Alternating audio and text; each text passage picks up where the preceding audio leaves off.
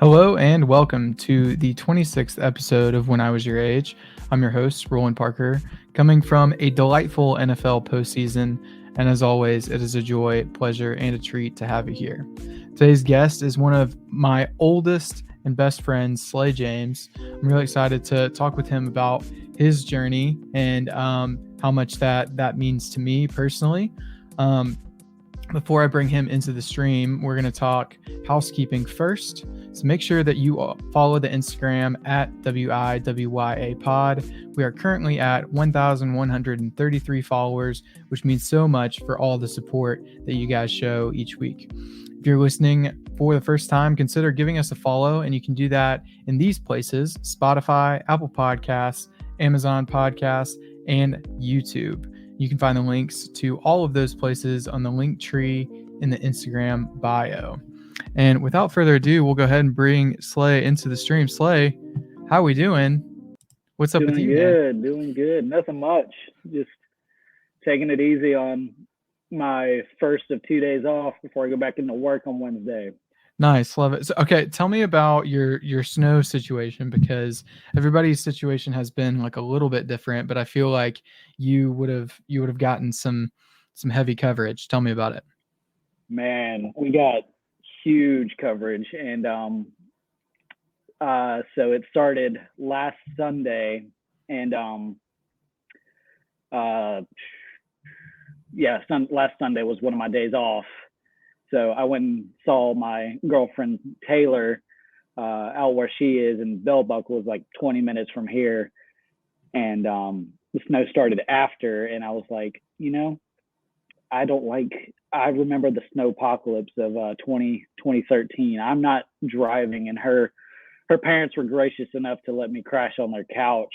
And I ended up being stuck there for 3 nights, 4 days. Oh my gosh. I missed one day of work because I didn't want to get out on the roads. But ever since last Wednesday, it's just been sketchy roads. Hasn't been too bad because all the main roads, they've been pretty good about keeping the main roads clear. But the road that she lives on, this windy back road, I was just like, that's the one that scares me the most. I don't want to go ice skating in my nice car. Yeah, definitely. Yeah, it's so interesting, like now to talk with people from the South who we're not used to it. We don't have the infrastructure. It's not something that we see all that often. I distinctly remember, and like you mentioned with the snowpocalypse, just seeing the pileup of all of the cars on Gateway, that ginormous hill, just like cars just like ping ponging like back and forth, like just hitting each other, hitting mailboxes, and just like coming to a stop. It was so brutal, man. I've never seen like anything like it. Like so many cars just like stranded, like people getting out in like 4-wheelers to go pick up their their spouses on like 459 and like 280 and stuff. It was just insane.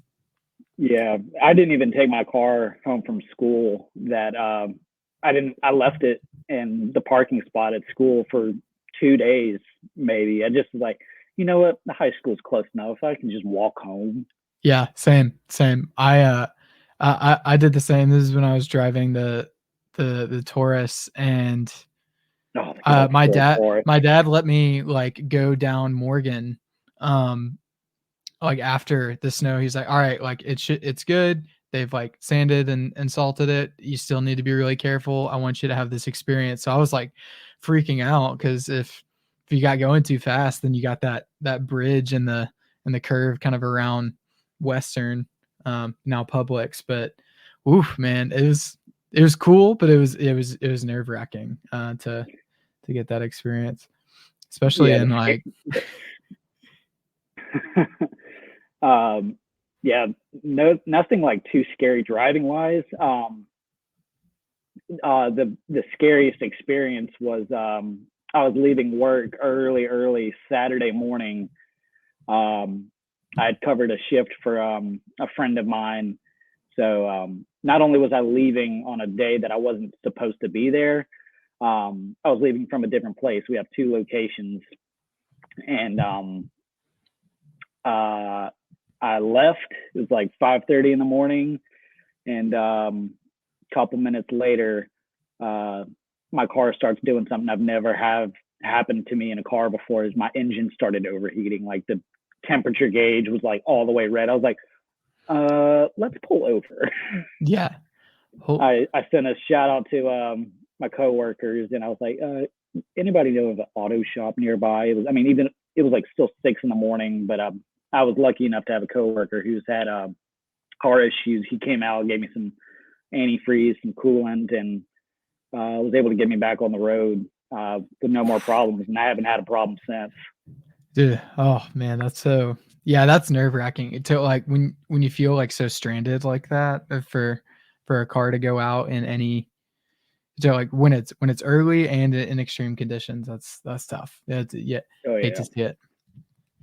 Well, if you guys are not, then go ahead and make sure that you follow Slay on Instagram. You can keep up with him there.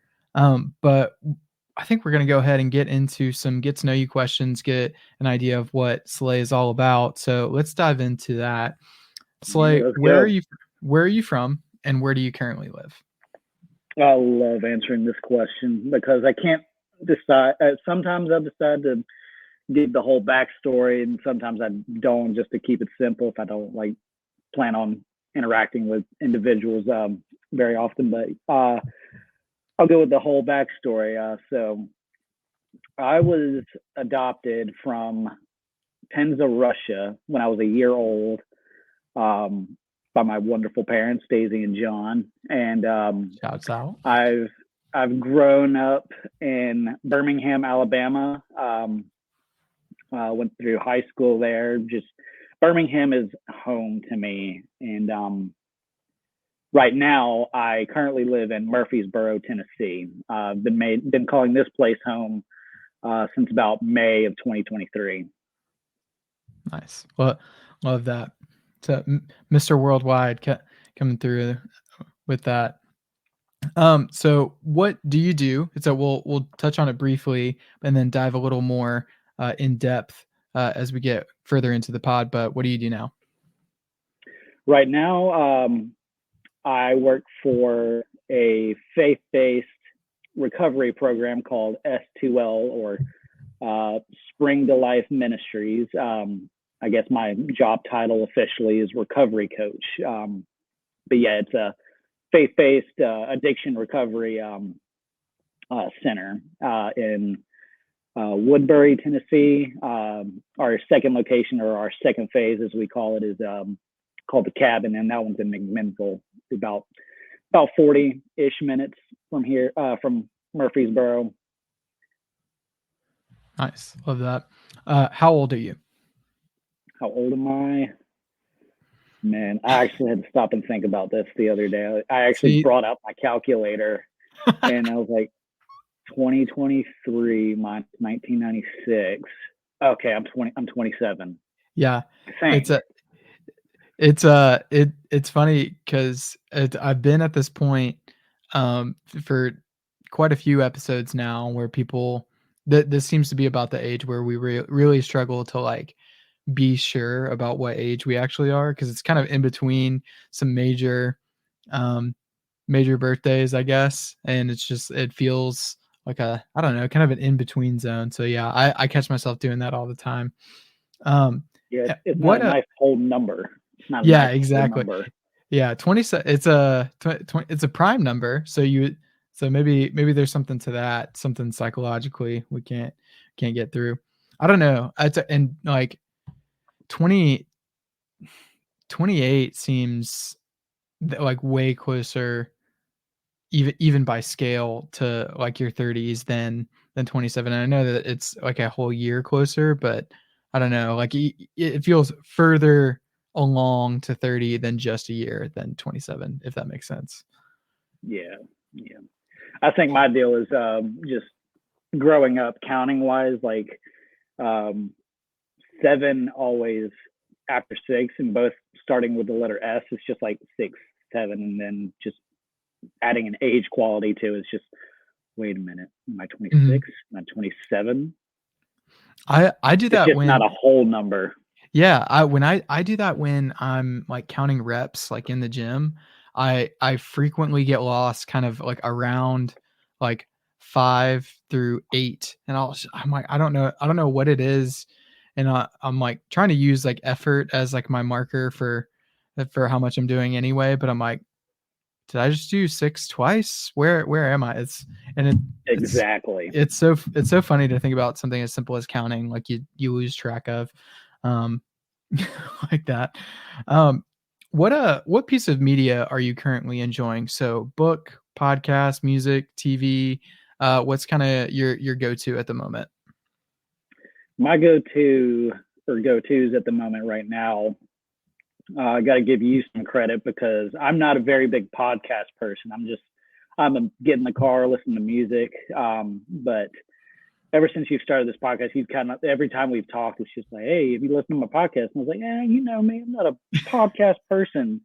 But no, I'm actually on episode 8 Love when it. I was your age, and it's just I've like I told you earlier, is I find myself looking forward to what each guest has to say and like what they're doing, and so that's big on what I'm currently enjoying as a listener. And other than that, I'm going through the good old young adult book series. I think that you and I used to enjoy when we were younger, is The Inheritance Cycle by Oh, Christopher nice. Yes. Paolini.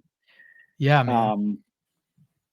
Um, he really Christopher Paolini wrote the Aragon, Elvis, Brissinger. He's actually got a sci-fi series now, and just this past year, a couple months ago, he released a whole brand new thick book, just an extension into this beloved fantasy world that one I haven't read in like years, like Mhm. decades.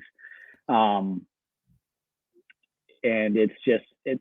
I finished Aragon like a couple of weeks ago, and now I'm on Eldest, and it's just, oh my goodness, this I feel like I'm getting so much more out of it Right. Yeah.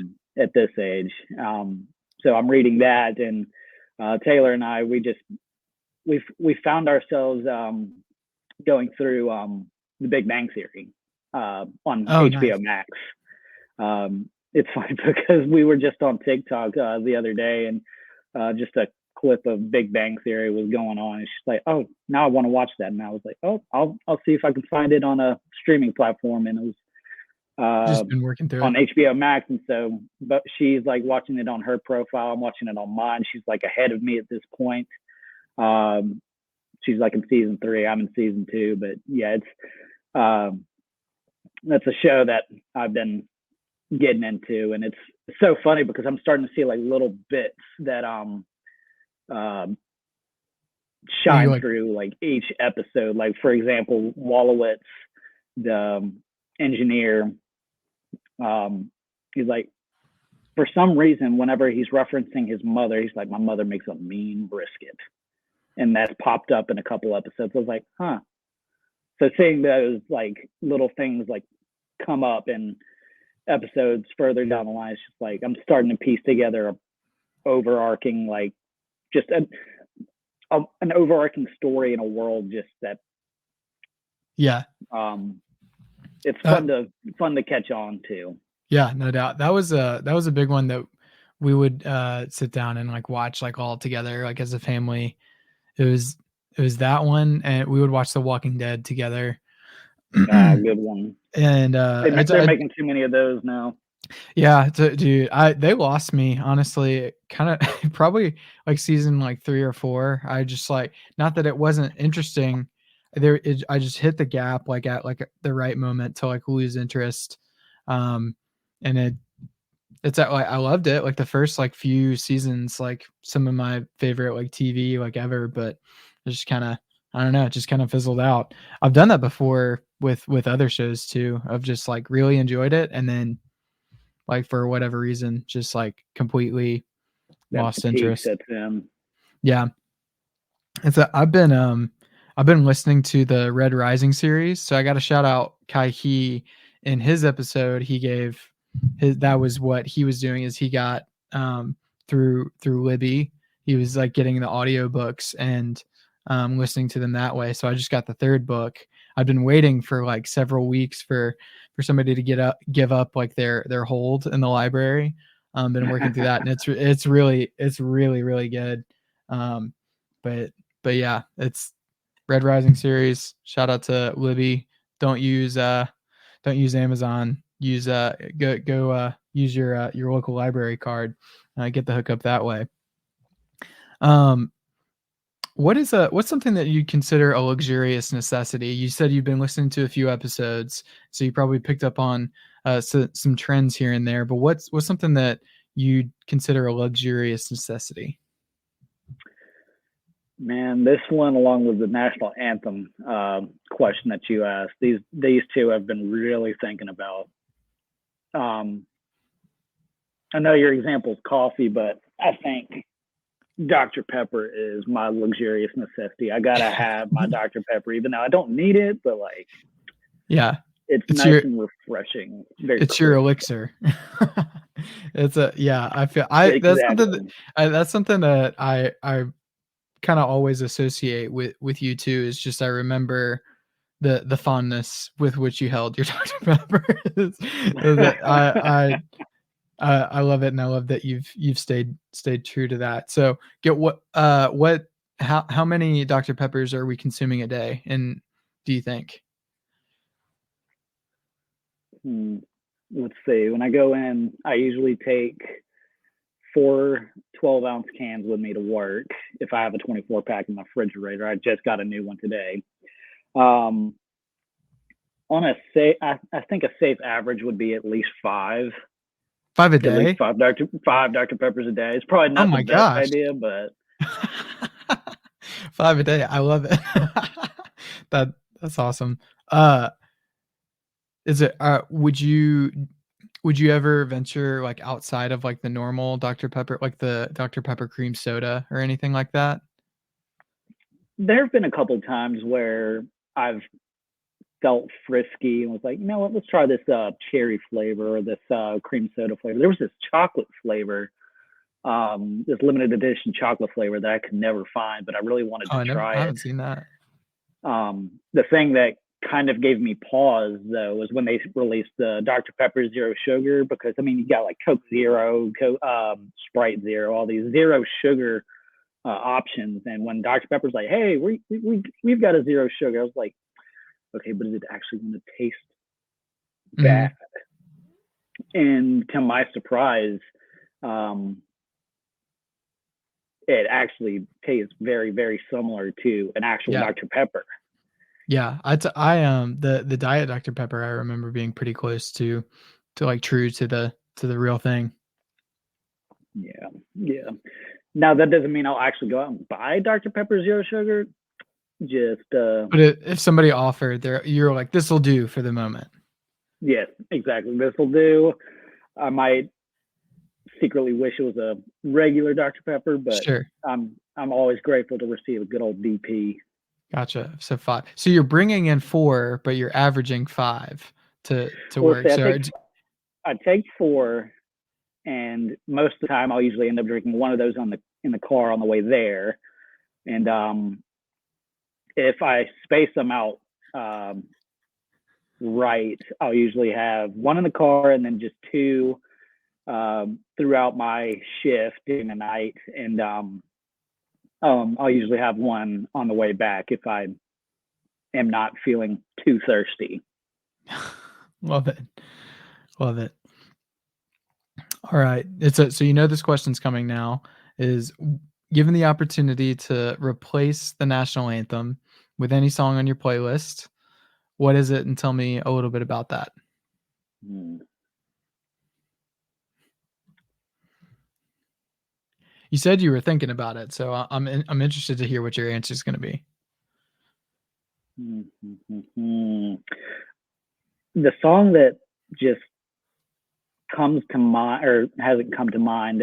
It's just been like lingering there, and like I've thought about it, and it's just, I think this one would do pretty well. I mean, I did at first think of "Sweet Home Alabama" by Leonard Skinner, but I wouldn't be true to myself if it wasn't a Imagine Dragons song. So I'd have to go with "Younger" off one of their latest albums.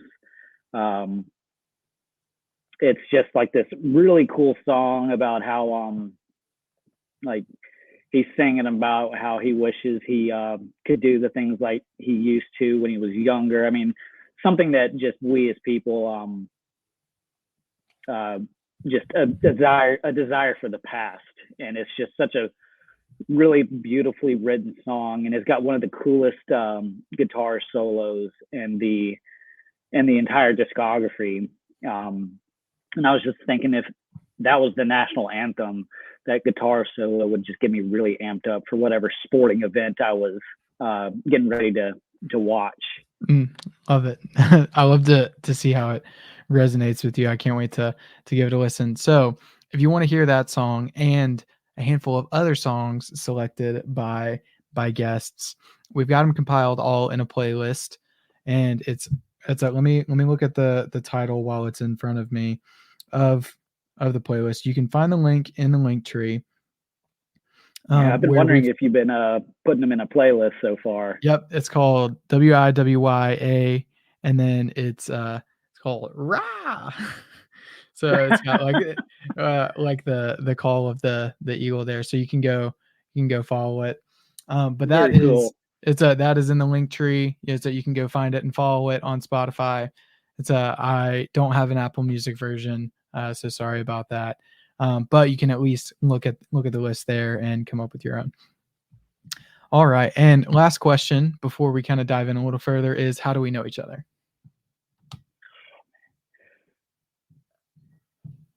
I have been trying to think about how we became friends, and I can't think of anything past Mrs. Pate's 4th and 5th grade class. I'll go a little bit earlier if you can't do that. So in 2nd grade, Miss Bickley, that was when that was like one of the bigger moments that I kind of think of us as like really getting close and being friends, because you taught me how to spell the word custodian. Or no, you taught me how to pronounce it, and like we had like reading parts, and you could pronounce it, and I was trying to do it, and I was like, you were like line 1, line 2, and I was like, wow. I was supposed to like say it, and you were like, kind of graciously were like, why don't I do this grouping of lines and you do the other grouping of lines, because I can say it and you kind of struggle with it. And I was like kind of bummed, but I was a little like relieved that you did it. That sticks out to me. I do not remember that at all. I remember Miss Bixley's class, especially because I think she was the teacher that read us The Last of the Really Great Whangdoodles, and I just remember loving that book. Yep. And she'd always do those voices, but man, I was so sure. I was like, you know what? I think it's 4th and 5th grade when we had Miss Payne. We looped that. Yeah. 2nd grade. Second grade was when we had like a class together. Now as far as like us like knowing and meeting each other, I think would have been like Covenant, like preschool probably. Yeah. It's a good old Covenant. That's it right there. All right. Well, thanks for diving in with all of that. Let's go a little further into your story. So you mentioned kind of what you do with S2L or Spring to Life. But what I'd kind of like to get a picture of is your journey with alcohol and your relationship with it, and kind of coming to an understanding of where you are. So give me kind of a general picture of what that was for you. Anything that you feel important, feel free to highlight. Because I think it's a neat thing for you to be able to share and important to hear. So take it away. All right.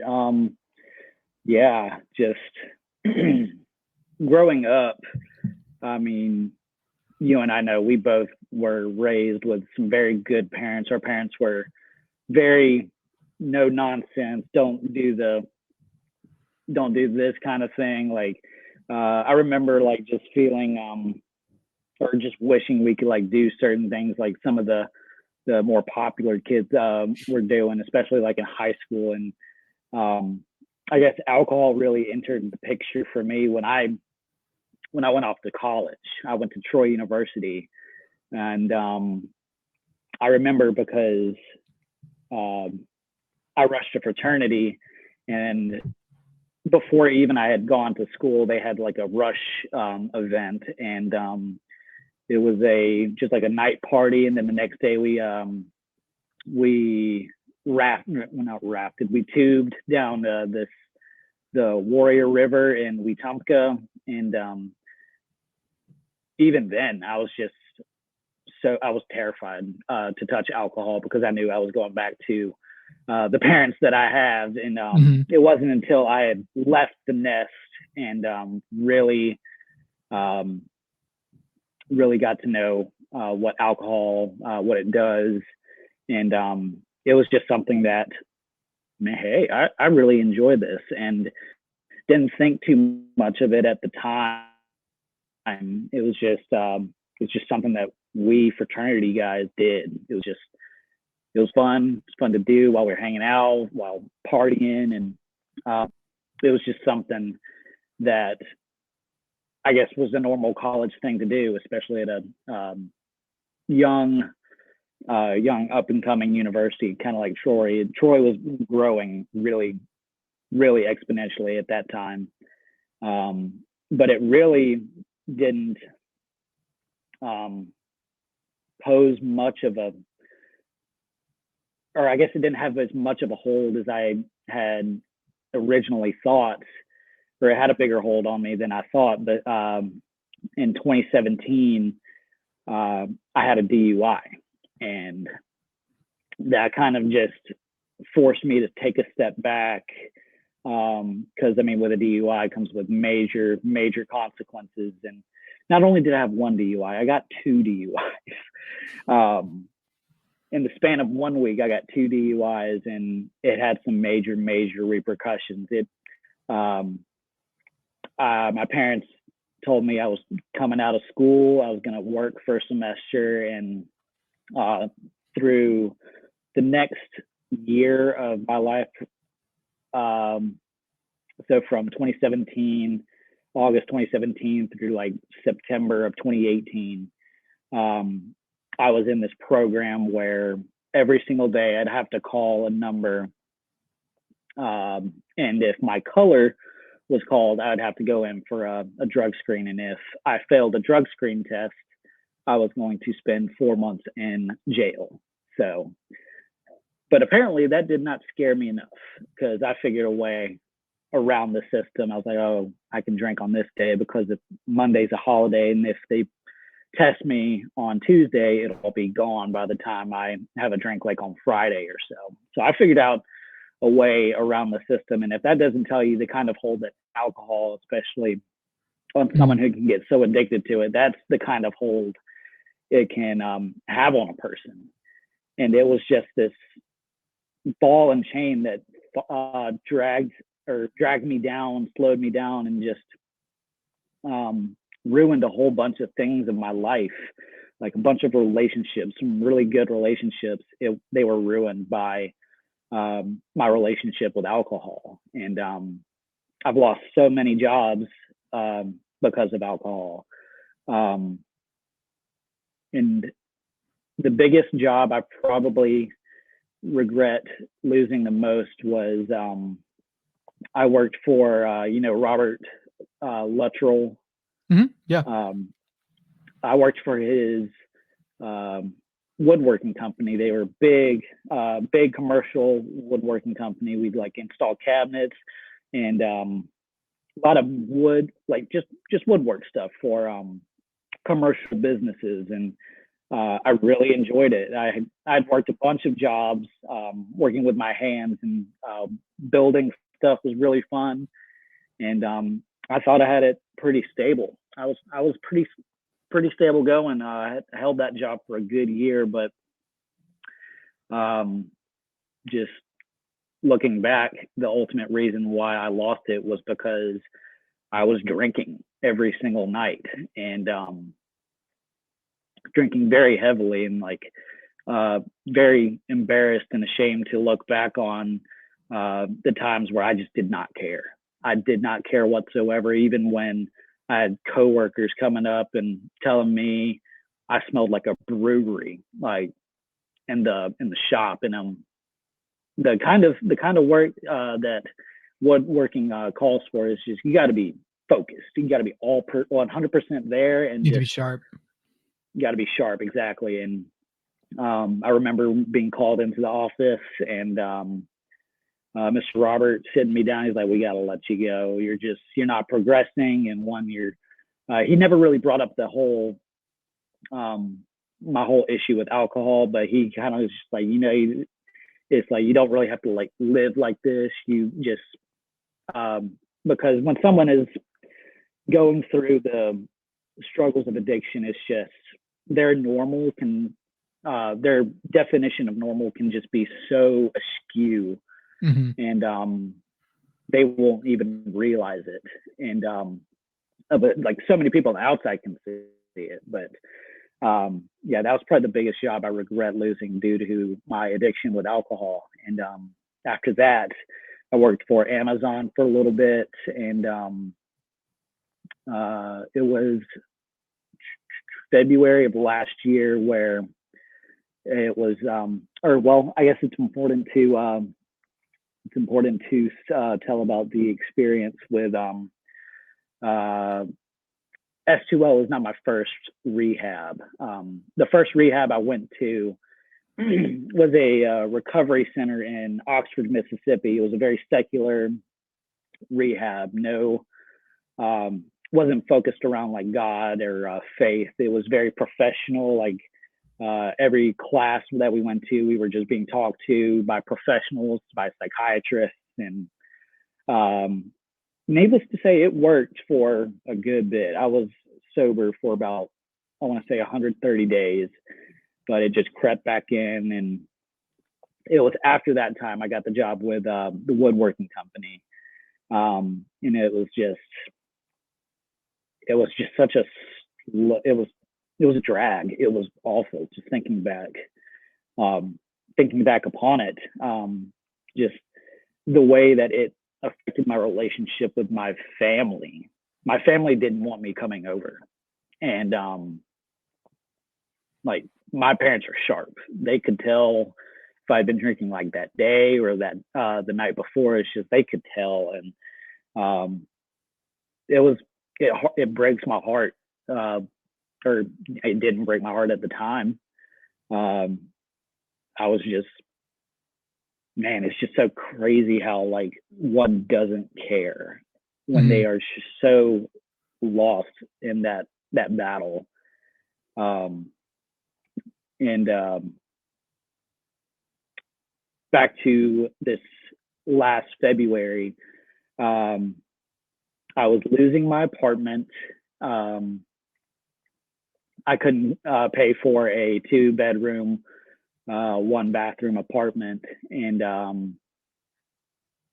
I didn't want to live in my car again. That was another thing. It's just, I'd lived in my car at one point, and it was miserable. And I don't remember how I was able to find myself in an apartment.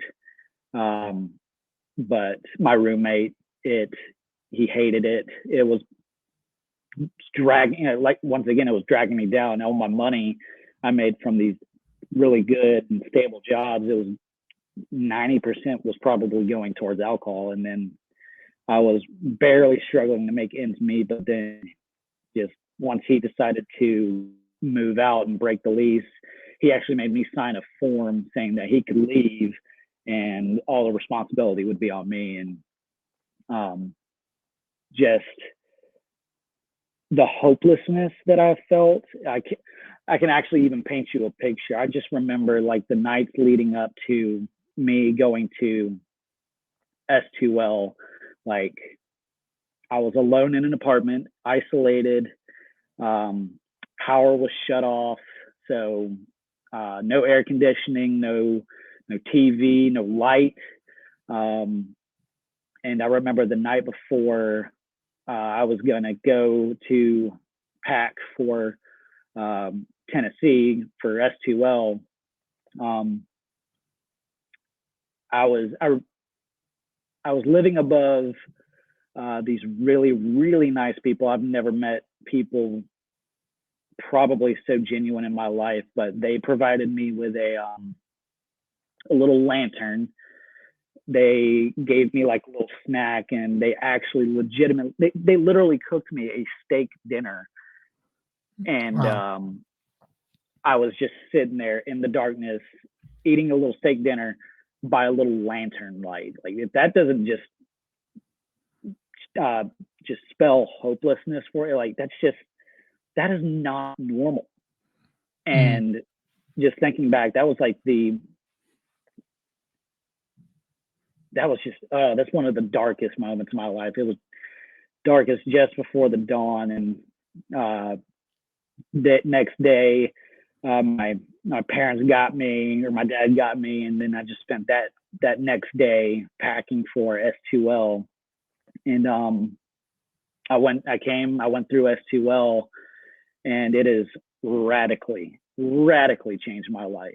And this this coming February, February 8th, I believe, I will have been a year sober, and that is a first, the very first of many milestones for me. I'm I'm it makes me like so happy to see just in you talking about some the dark places that you were in, to where you are now, and the fact that you can look back on them clearly and see like, ah, God, I hated that I was in that place, that I didn't care. um it it's such an astonishing transformation, and um it's a real relief to see that part of my friend come back. And I'm Yeah, trying not I to get. remember.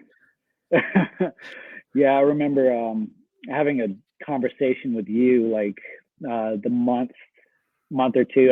It was the time you asked me to come over to help you put a couch together, Mhm. and uh, I remember I remember us having a really difficult time trying to figure out the legs of that Oh couch. my gosh, yeah. Um, and but afterward, um, what's really made me cherish you as a friend, like you are one of the very few people I've stayed in touch with um, going forward. And I just remember that talk we had in y'all's cul-de-sac in Birmingham is just um, I mean, to be honest, I can't remember if I had um, I don't think I drank that day when you'd asked me to come over. Most definitely the night before.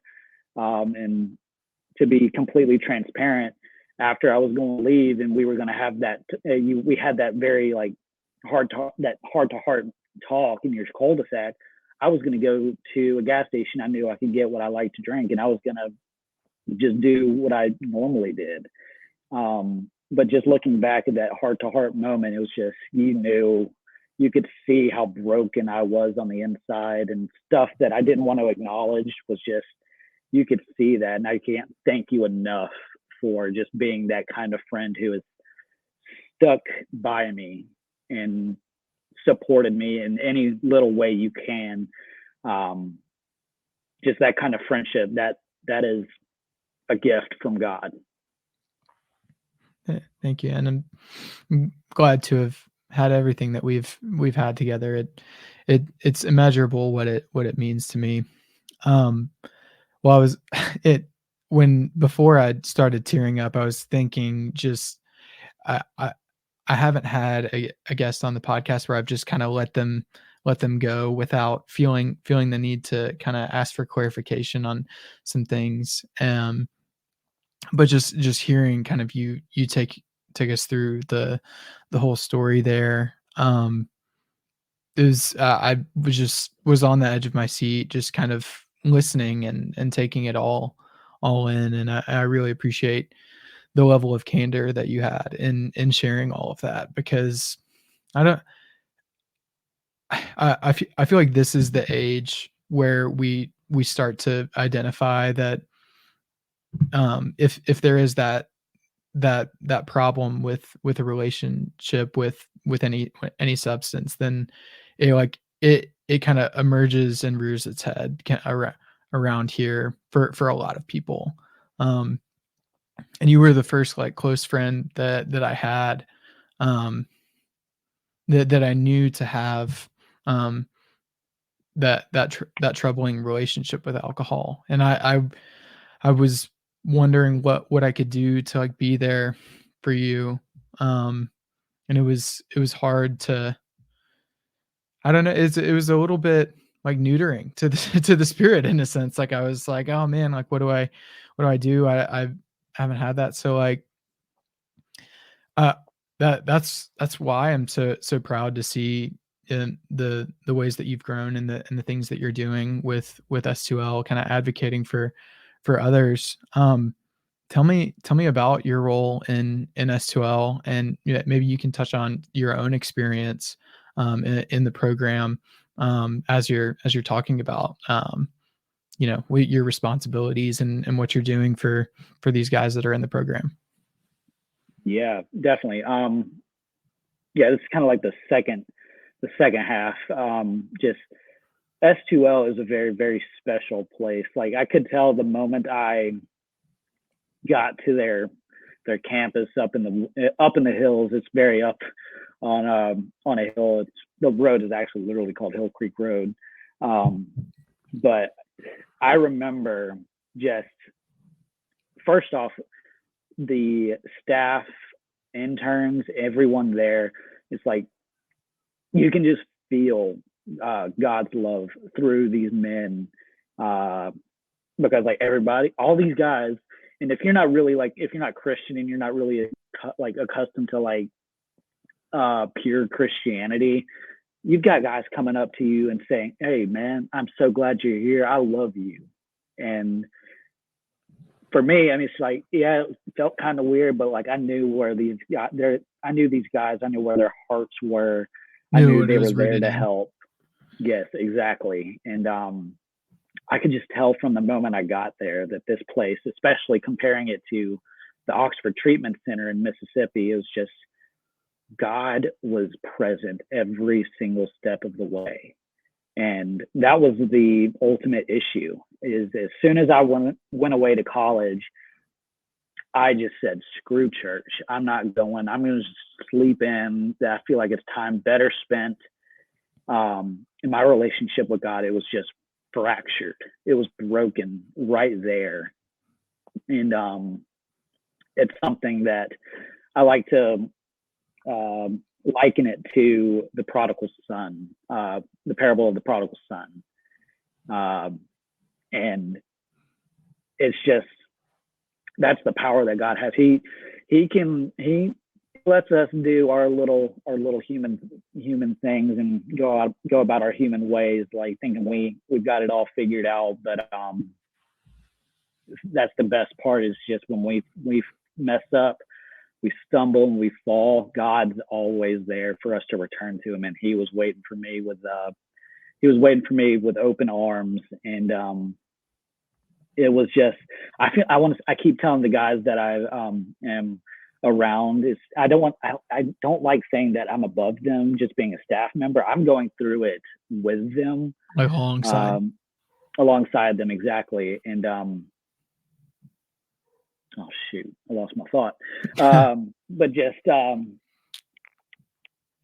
Oh, it's right there. But it's just, oh man, this train is totally derailed now. So you're all good. Let's see what we can do to get back on track. So it's a take me through what someone who like it's a what you're doing on a day to day when you are meeting with these guys. They're coming in to the cabin or wherever you're going to be. What does it look like to be engaging with them, encouraging them, stuff like that? So when you first, you got to admit you have a problem. It's got to be 100% your decision, and your loved ones, they can't make that decision for you. And that's the hardest thing about admitting you need to go to a rehab, especially a faith-based all men recovery center like S2L is once you admit that you need help, they'll bring you in as fast as possible. We've got guys that come in from all over the country. One of my buddies who's going through phase 2, which is the cabin. He doesn't have much longer left. He's from Washington State. Wow. And yeah, so we've got guys from all over the country, and they'll come in, we'll screen them, and whatever their addiction is, they will have to detox off of. And they've got this really nice, small little detox building right next to their main offices, a lodge. And once they've detoxed, they'll be admitted for their first 42 days of treatment, which the lodge is phase 1 and the cabin is phase 2. You can elect to do a second 42 days for a total of 84 days if you do the whole program. What that looks like day to day is Monday, Wednesday, Friday, we'll have gym days. There's a gym not far from where I currently live. We'll go to the gym for 2.5 hours, and that's where I discovered I really, really enjoy pickleball. Nice. So that was really major in the program, the curriculum that they have. But it's just class from like 9 a.m. to 11 a.m. We have devotional every morning. Our meals are cooked by interns, and let's see, it's a very structured program, and it's just not a lot of free time to like just sit around and get in your head. I mean, of course we have time for like TV and just time to hang out, but a lot of that time is it's got purpose to it. Mm-hmm. And so with that, there, like you mentioned, it's not a lot of free time. It's very structured, and I imagine that it's helpful for maybe some folks who need kind of a reset on that or aren't used to having that kind of structure. So it's just like we're packing it in. It's like here's the queer kind of steps and stuff that we're doing. Because I was like 2.5 hours for the gym. That's kind of, it's a lot, but is I think in filling up your day and like having like a very clear purpose there makes a lot of sense. So yeah. Now I'm thinking about it now. It's really more like an hour 45, because like thinking about the gym slot, it was it's like from 1 o'clock to 3 p.m. and it's about a 35-minute drive to and from the gym to the lodge. So this, however that time adds up, minus the commute to and from, that's about how much time they have at the gym. But the biggest thing about the structure the program offers is we're going to church. Let's see, Sunday, sometimes Monday, Wednesday, Thursday, Saturday. You're going to church almost on a perfect week. You're going to church 5 times a week. Mm-hmm. And one of those is our own personal, it's not, I wouldn't really call it a church service, but it's our service that alumni just families with addiction. You can actually find it on YouTube. It's called Catapult. That's just our own personal worship service. No one on the outside is allowed to come, but anyone can watch it on YouTube.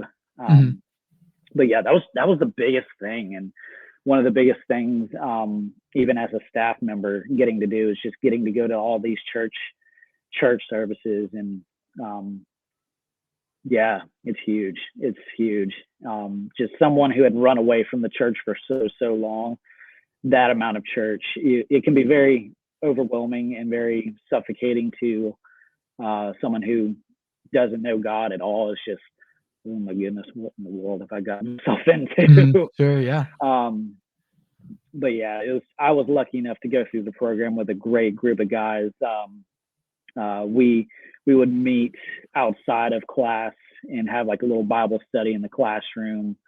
We tried to go through the book of Job, which for me, that's probably my favorite book of the Bible. Just because it talks about, or it's a book about Job, who went through a really, really, really hard time and was rewarded for his faithfulness in God. But yeah, I was lucky enough to go through with good guys, and I work with some of those guys now, and it's so much. I get so excited even talking about it, just because like I can't believe that this is my job. This is what I get to do and get paid for.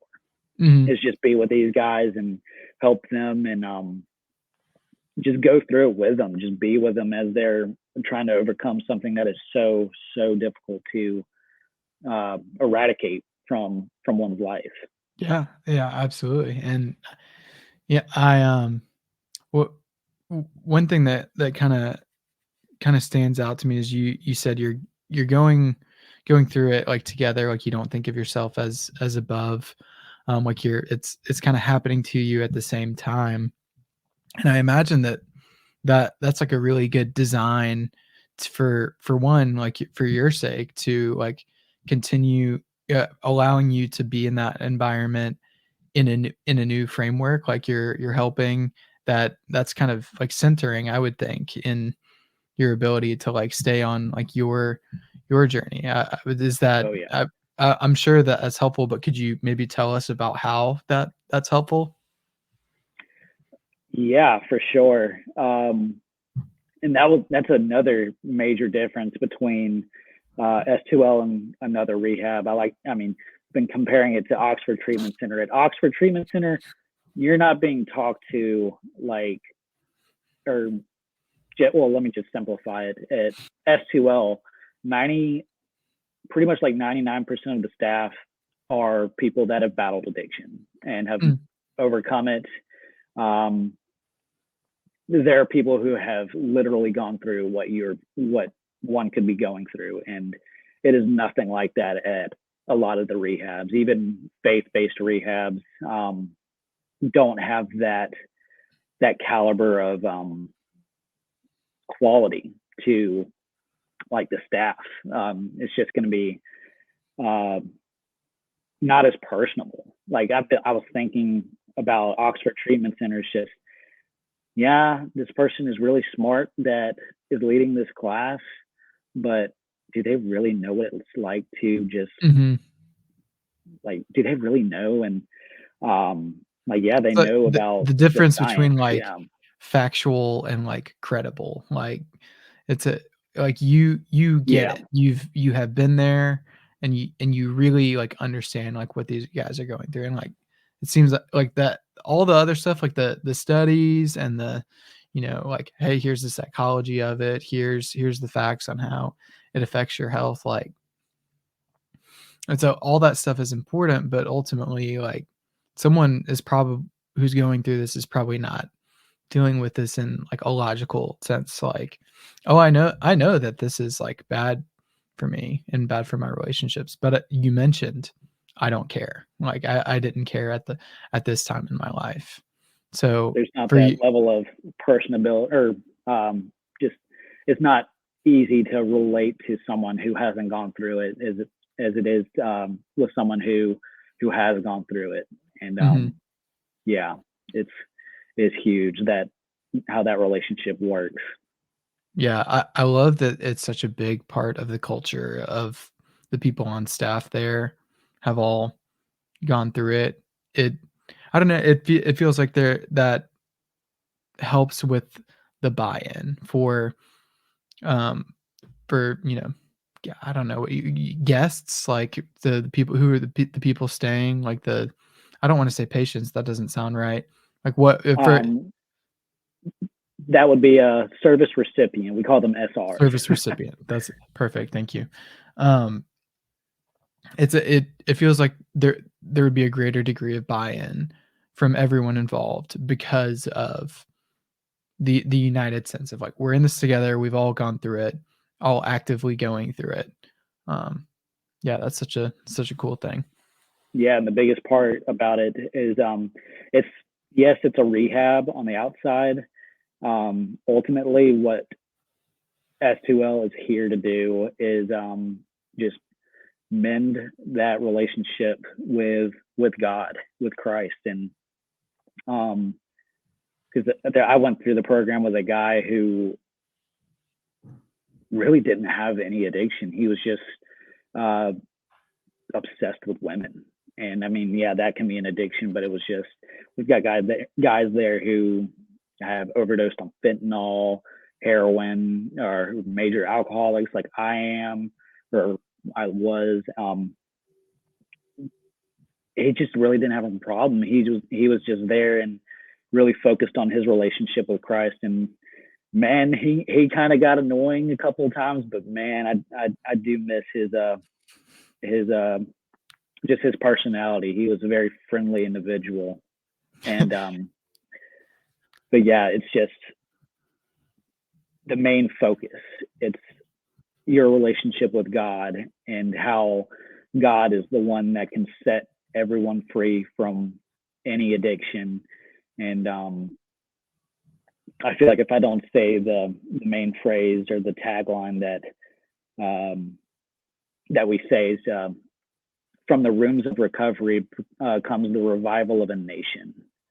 Mm. And it's because we, as like these broken people, when we realize who we are in Christ, we can bring that change anywhere we believe we can bring it. I love that. And we want to bring it to everybody because Yeah, everybody needs the love of Christ, especially in this world that we live in. yeah, 100%. Um, so how do you when you're going into work, what are the steps that you take to, like, get in the right headspace to, serving these guys? Um, that's an interesting question because one, it does require a little bit of an authoritative figure kind of mindset because like I'm there to just lead them in the right direction. And these guys have most of them are master manipulators, and they will definitely try to like, for example, last night, being snowed in, they've been going kind of stir crazy, and they were really wanting they. It was ultimately understood as a joke, but it's like, so can we go to like Nashville? Can we go to Broadway? And it was just I remember sitting there and I was just like, y'all know we can't do that. And it's just um it's interesting because I've had the hardest time trying to view myself as a leader. Like I've had people like, oh, you're a great leader. Like in past jobs, it's like, man, you could really lead this, uh, lead this place. And it really helps that I have a coworker who I went through the program with. He's with me the nights that I work. And if I didn't mention the schedule, it's a weird schedule. It's you work 2 shifts and then you're off 2 shifts. And so my schedule is very different. It's not very different. It's different week to week. Like I'll have Mondays off sometimes, and I won't have Mondays off. I like to take Mondays off, or like to have my Mondays because my lovely girlfriend Taylor, that's her half day at her work. I like to spend time with her, but yeah, just man, the headspace. It's before I got into your podcast, it's just listening to good worship music. It's just praising God for every opportunity that He's presented me, and just trying to stay in tune with what He is trying to tell me, trying to stay in tune with what He wants me to do. Mm-hmm. Just stop and be in the moment and just like direct me, God, lead me, God, just show me or help me show these guys the love that you have shown me. Help me show them the forgiveness that you have shown me. Just help me, just help me help them, kind of. Mm-hmm. Because I don't know, it's just where it all goes back to we're all in this together. And if I'm not tuning my relationship with God constantly, it's just how can I tell these guys how to tune their relationship with Christ? So it's just a constant every single day. It's just listening and praying to what God has in store, not what I have in store, not what Slay James has planned, but what God wants me to do. And that it's been tricky, especially leaving the program. It's just trying to figure out how to maintain that level of obedience. Mm-hmm. Yeah, that's one thing that I've heard this phrase a bit, just having been in like camp ministry before, is that like in order to be able to pour into others, I need to make sure that my cup is like overflowing. So like going back to that source and stuff like that. And it that's what it sounds like you're doing with, worship music and kind of doing it constantly and constantly being in prayer and stuff like that. It's amazing. What's in the future for you with S2L or outside of S2L, do you think? That's another good question, because right now I feel like I'm just doing every right thing and can't really see myself going anywhere else for right now. The main reason why I decided to join the team at S2L is just because I've wanted to do numerous jobs, but with my lovely relationship with alcohol, I haven't been able to achieve certain things. Especially like one thing I would like to do is go back and finish school, and my major over the years has changed several times. I wanted to be a teacher, but ultimately, if I do go back to school, it'd be for psychology, so I could do just like some counseling or therapy work. Mm-hmm. And that was the main pull of S2L, is like I could kind of be not like a therapist to them, but just like really get some practical experience. Practical experience, exactly. And if God willing, that's in my future, that would definitely be what I would love to do. Yeah, love that. I love that it seems kind of equal parts. Like I'm just happy to be where I am and like being present and doing this. But if I could see going down this way, I like that a lot. That's awesome. Well, I've got one more kind of section for you here. Is the tradition is the previous guest asks a question to the next guest, and we kind of continue that chain on. Okay. So yeah, I've been wondering how these later episodes have kind of evolved from the earlier episodes. Yeah, so you'll start to catch on as you catch up. But this question comes from not episode 25, but episode 24, because we're filming this one before episode 25. Okay. But it comes totally from, makes sense. Yeah, it's not too much backtracking here, but it comes from Bailey Burrow, and her question is, when it comes to toilet paper, you go over or under when you're sticking it on like the toilet paper roll, like when it's falling off, is it over or is it under? Man, do I totally expose myself right now?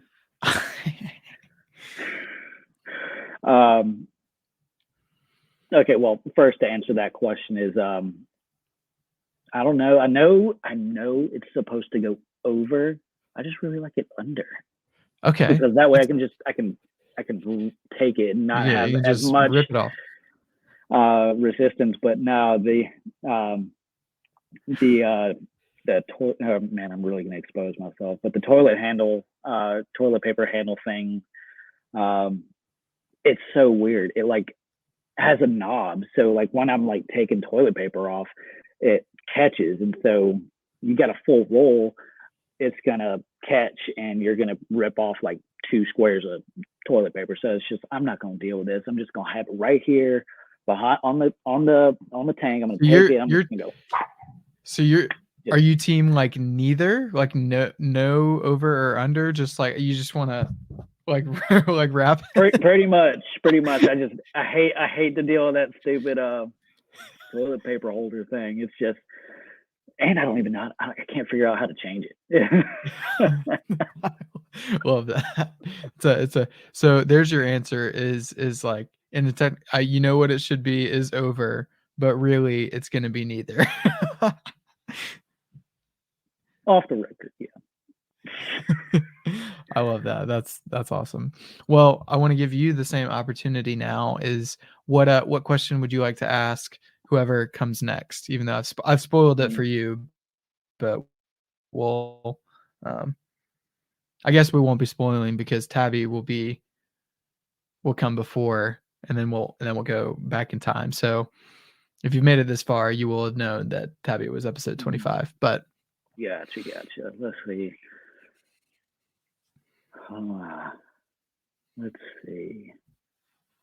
Let's see. What's a good question? Is there a question that you like to ask at S2L, like just to kind of get the gears going or get to know you questions or stuff like that?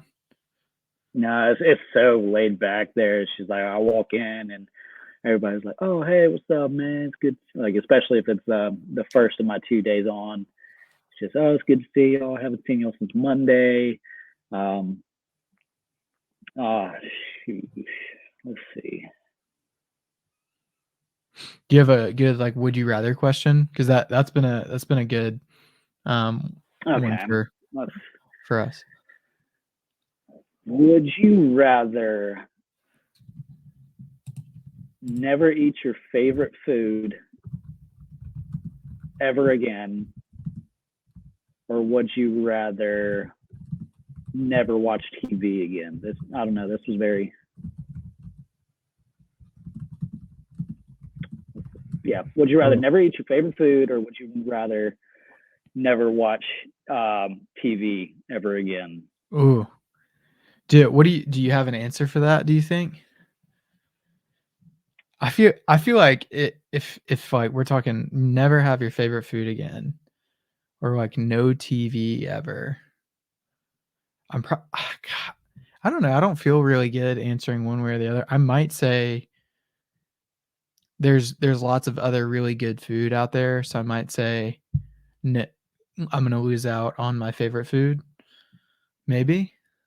And it's kind of the same way with like TVs, because there's so many other ways to like consume entertainment these days. Yeah, that's true. Oh, that's a good thing because you could get audiobooks and magazines or whatever you like. That's a good one. I like that. Okay. Would you rather never eat your favorite food again or no TV ever again? All right. I like that one. We'll keep that in. All right. Well, Slay, that's any parting thoughts before we close it out for the episode? If you know someone, if you love someone, someone's struggling, just let them know they're not alone, and encourage them to just seek help, and ultimately seek what might be missing in their life, which most of the time is a good relationship with Christ. Because once you find that relationship with Christ, it's just nothing else.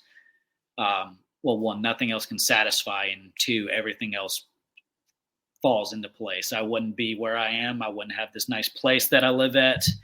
Wouldn't have this job. I wouldn't have this lovely girlfriend that I have.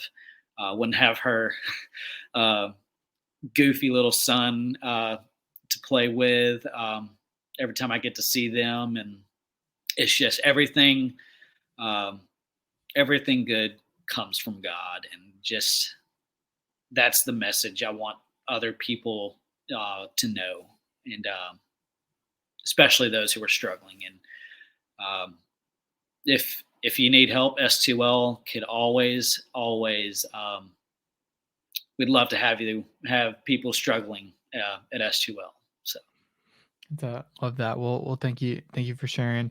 So, thank you so much for being on the podcast. It's always great to have really close, really old friends on it. It makes a world of difference to be able to share that connection that way. That's gonna wrap it up for episode 26 of When I Was Your Age. It's been a real pleasure and a treat to have you guys here for this one, and we'll catch you in the next one. Thanks.